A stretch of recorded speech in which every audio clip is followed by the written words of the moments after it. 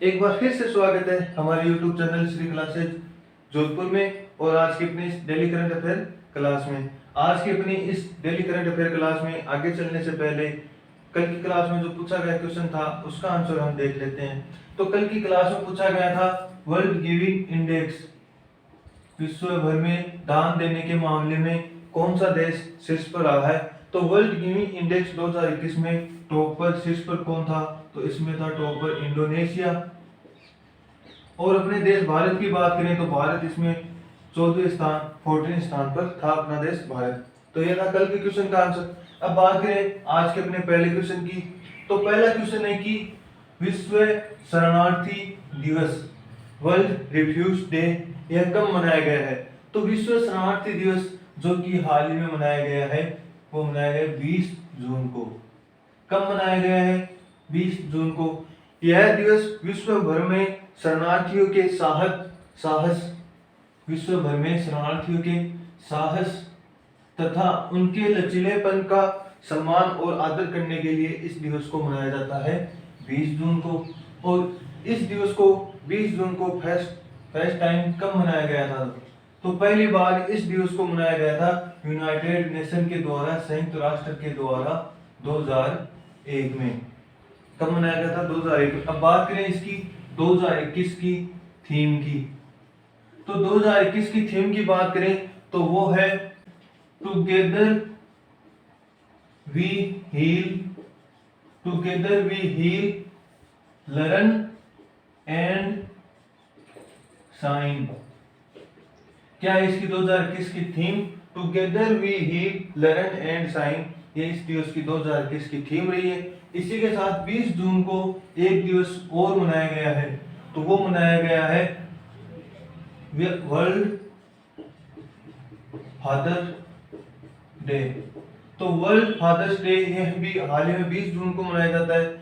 ये 2021 का 20 जून को मनाया गया है, जबकि ये जून माह के तीसरे रविवार को मनाया जाता है वर्ल्ड फादर डे, जून माह के तीसरे रविवार को। और यह पहली बार कब मनाया गया था? तो पहली बार जून माह के तीसरे रविवार को 1910 में मनाया गया था वर्ल्ड फादर्स डे। तो यह था आज का अपना पहला क्वेश्चन, उससे रिलेटेड सारे फैक्ट। अब बात करें आज के अपने दूसरे क्वेश्चन की। तो दूसरा क्वेश्चन है कि शंघाई सहयोग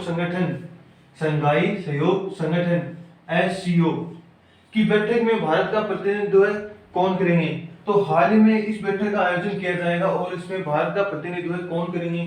तो SCO की बैठक में भारत का प्रतिनिधित्व करेंगे, जिनकी मैं आप देखकर नाम भी बता सकते हैं। तो इनका नाम है वो है अजीत डोभाल। जो कि SCO की बैठक में भारत का प्रतिनिधित्व करेंगे। अब बात करें शंघाई सहयोग संगठन SCO की।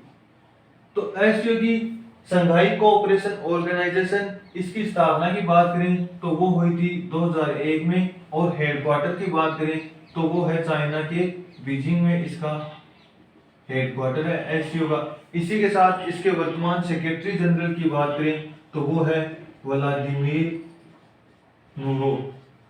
कौन है व्लादिमीर नूरो? इसके वर्तमान सेक्रेटरी जनरल है SCO के।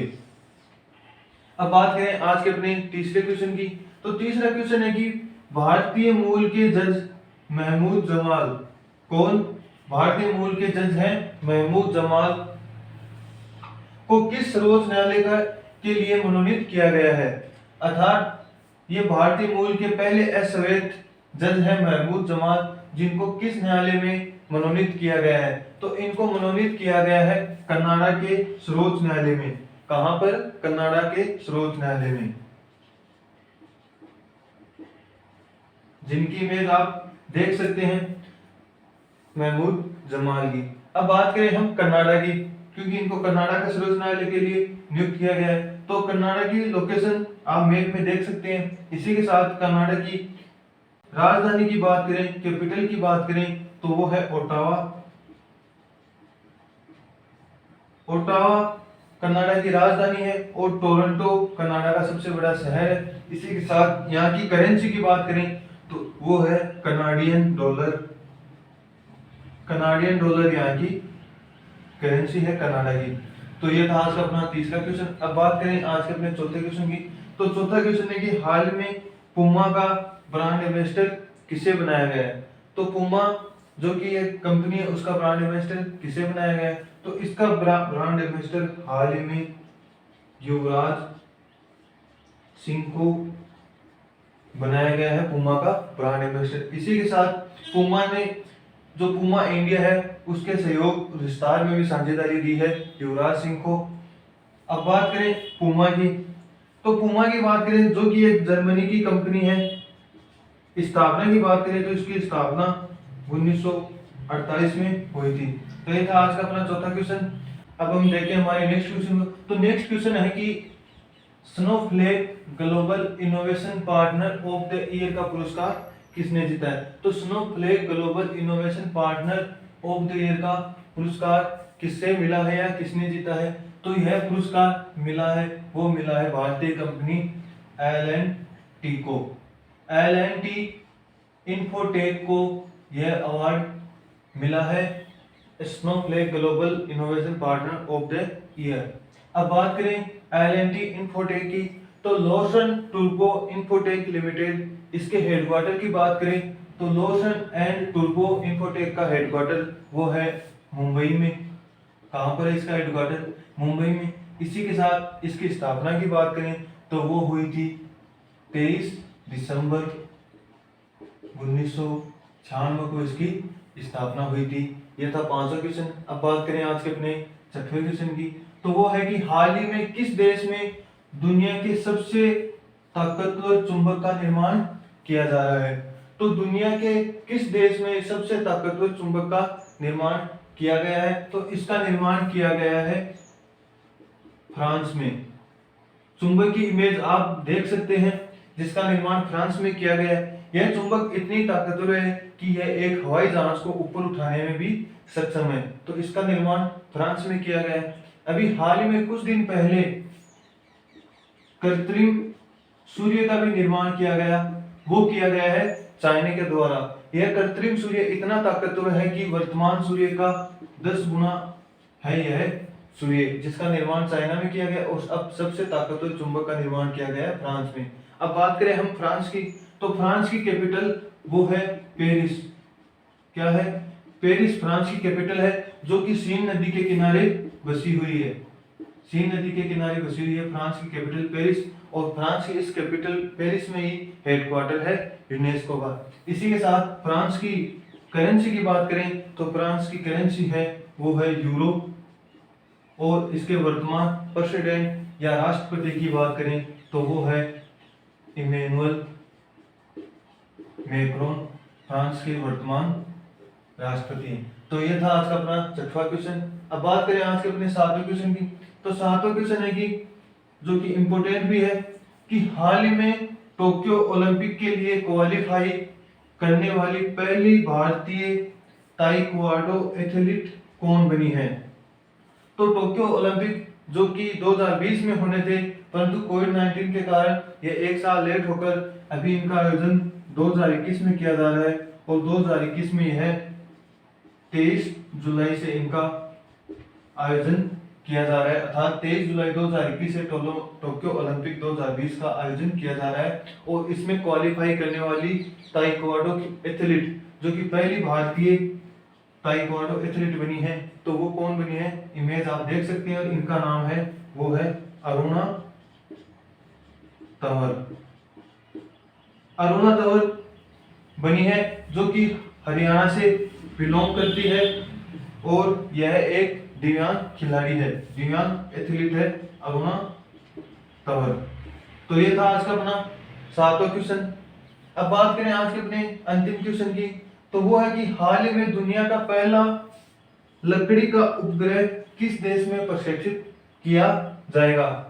तो लकड़ी का उपग्रह यह क्यों प्रक्षेपित किए जा रहे हैं, तो क्योंकि सौर मंडल में बहुत सारे उपग्रह प्रक्षेपित करने के कारण यहाँ पर बहुत सारा कचरा फैल गया है। क्योंकि उपग्रह है जो कि एक समय सीमा के साथ ही काम करते हैं, फिर ये काम करना बंद कर देते हैं। तो अब लकड़ी के उपग्रह प्रक्षेपित किए जाएंगे। तो यह पहला किस देश में प्रक्षेपित किया जाएगा, तो यह पहला किया जाएगा न्यूजीलैंड में। न्यूजीलैंड में 2021 के अंत तक इस उपग्रह को प्रक्षेपित किया जाएगा। और इसी के साथ बात करें जापान की, तो जापान के द्वारा कुछ दिन पहले घोषणा की गई थी कि जापान है वो 2023 तक लकड़ी का पहला उपग्रह प्रक्षेपित करेगा। परंतु अब इससे पहले ही यह न्यूजीलैंड ने घोषणा कर दी है कि वह 2021 के अंत तक लकड़ी का उपग्रह प्रक्षेपित करेगा। अब बात करें हम इस न्यूजीलैंड की, तो न्यूजीलैंड की कैपिटल की बात करें तो वो है वेलिंगटन यहाँ की क्या है, कैपिटल है। इसी के साथ न्यूजीलैंड की करेंसी की बात करें तो वो है न्यूजीलैंडियन डॉलर, यहाँ की करेंसी है।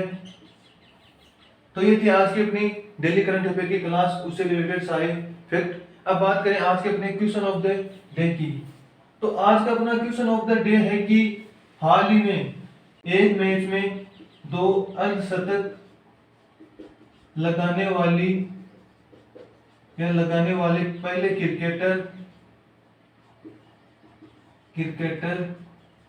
कौन बने हैं। सबसे कम उम्र में, तो सबसे कम उम्र में 2 अर्धशतक लगाने वाले पहले क्रिकेटर कौन बने हैं, इस क्वेश्चन का आंसर आप कमेंट बॉक्स में कमेंट करके बताएं। अगर हमारी वीडियो आपको पसंद आई है तो लाइक शेयर जरूर करें और अपने दोस्तों के पास जरूर शेयर करें। आज के लिए थैंक यू, मिलते हैं अपनी कल की नेक्स्ट क्लास में।